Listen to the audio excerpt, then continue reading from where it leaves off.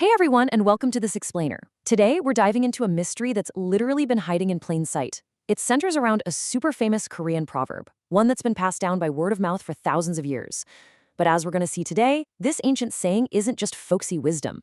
It actually holds a profound key to understanding human evolution, our crazy modern internet habits, and honestly, the ultimate purpose of our lives. It completely upends how we think about charity, knowledge, and what it really truly means to be human. So let's get right into it.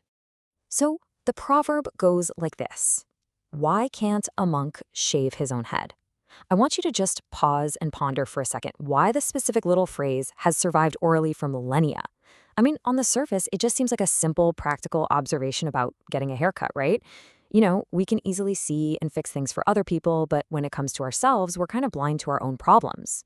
But the source material we're looking at today argues there is a much deeper, hidden reason this exact phrase has echoed through human history. It was essentially preserved as a tool, just waiting for the right era when its true, massive meaning could finally be unlocked. And here is the big philosophical twist. The proverb? Yeah, it's not about haircuts at all. It's a metaphor. The text reveals that humans are fundamentally designed to process things for others, not for ourselves. It argues that when the Creator formed human life, our core operating system simply wasn't built for selfish living. Think about it. Just like a monk can effortlessly shave another person's head but totally struggles to do his own, we are perfectly equipped to solve problems for the people around us. But we are structurally incapable of fulfilling our ultimate purpose if we only focus our energy inward. All right, that brings us to section 1, animal survival versus human purpose. The source material draws a very clear, stark evolutionary line between an animal and a human. The animal life is completely, 100% designed for self-preservation. Animals live purely for themselves, to survive and pass on their genes, and that's fine, that's exactly how they were meant to be. But the human life is an entirely different ballgame. To be truly human, to evolve beyond just being a creature and step into a higher state of existence, you absolutely must live for others. The text makes a pretty bold claim here when we look around the world today and see people living exclusively for their own personal gain. What we are actually witnessing is an animalistic life, not a human one. So the crucial takeaway here is this. If you only live for yourself, your true human life hasn't even started yet. The source is totally unflinching about this. It argues that as long as we only serve ourselves, we're just acting out animal behaviors. We aren't actually living our true lives yet. And because of that, we are failing to clear our karmic burden. To truly begin your life and to lighten the heavy load of your past actions, you've got to transition into living beneficially for the people around you. But what does that actually look like in the real world? Let's explore that in Section 2, Redefining True Charity. Giving rice to the hungry, donating old clothes, buying wheelchairs for those who physically need them. For most of us, this is the absolute gold standard of charity, right? This is what it means to be a good person. But the source material argues that these purely material views of charity actually stem from a historical lack of deeper understanding.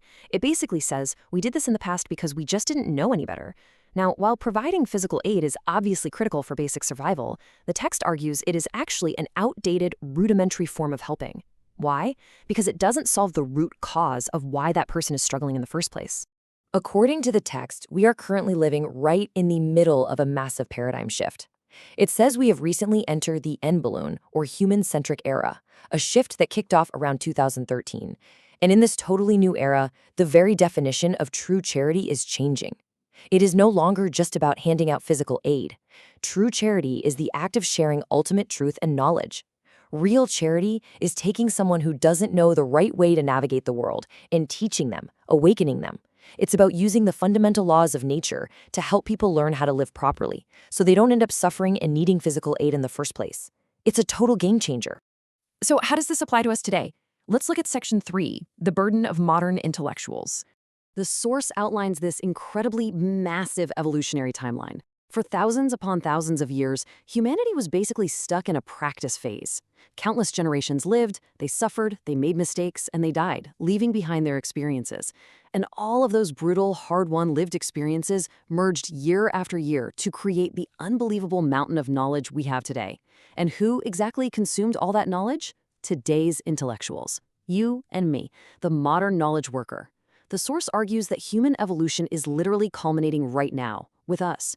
We are holding the bag of accumulated wisdom from all of human history, and our mandate for the future? This knowledge must be freely given away to complete our human evolution. And that leads to a very stark, almost scary warning. If you hoard your knowledge and you don't use it for others, you will go crazy. This is a super bold psychological claim from the text. Think about it. Because we have consumed the massive energetic sacrifice of thousands of years of human history, we are carrying an incredibly heavy and visible burden. If we take all that learned knowledge and we just sit on it, if we aren't making ourselves useful to the world, the internal pressure becomes totally unbearable. We are literally hardwired to share, and suppressing that natural urge causes deep, deep psychological distress. Now, think about how perfectly this applies to the internet. First, we spend our time accumulating knowledge. Then we start feeling this intense, completely subconscious urge to share it so we don't lose our minds. So, what's our outlet?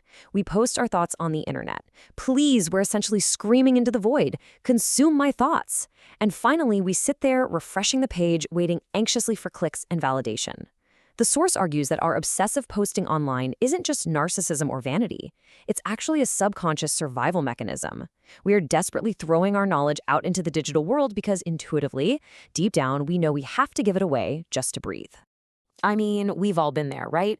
When you post something you worked hard on and it gets 0 views, you feel incredibly frustrated. Almost like you're going crazy. But when you get high views, when a post blows up, the text literally says we jump up and down with joy. And the really funny thing is, you aren't even getting paid for it. It probably cost you time and money to make that post, but if people consume your knowledge and find it genuinely useful, you are absolutely thrilled. Why? Because you are finally fulfilling your deepest evolutionary purpose.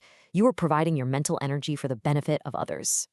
We are crossing an absolutely incredible threshold as a species right now. The gathering era was our past. It was a long time of taking, accumulating, and practicing. But we are now firmly, undeniably stepping into the giving era, a time of freely sharing our knowledge, our ideas, and our energy. The era of just taking is officially over. To move forward, we have to become people who give. Which brings us to our final point, Section 4, the new era of giving. The ultimate payoff for all of this is incredibly profound. The text says, when you use all your energy beneficially for others, your sins disappear, your energy lightens, and you earn your ticket to heaven. By sharing our deeply accumulated knowledge and actively using our energy to awaken and help others navigate life correctly, we actually shed our karmic baggage. We finally stop acting like animals, just focused on our own survival, and we step into our true, lightweight, fully actualized human form. So this brings us to a question that cuts right to the core of everything we've talked about today. You have spent a lifetime gathering knowledge. Who are you giving it to today? Think about the advice you give, the things you post online, the unique wisdom you hold inside. Are you just keeping it all to yourself? Or are you shaving someone else's head, so to speak? Thank you so much for exploring this totally fascinating perspective with me. Until next time, keep learning and, way more importantly, keep sharing.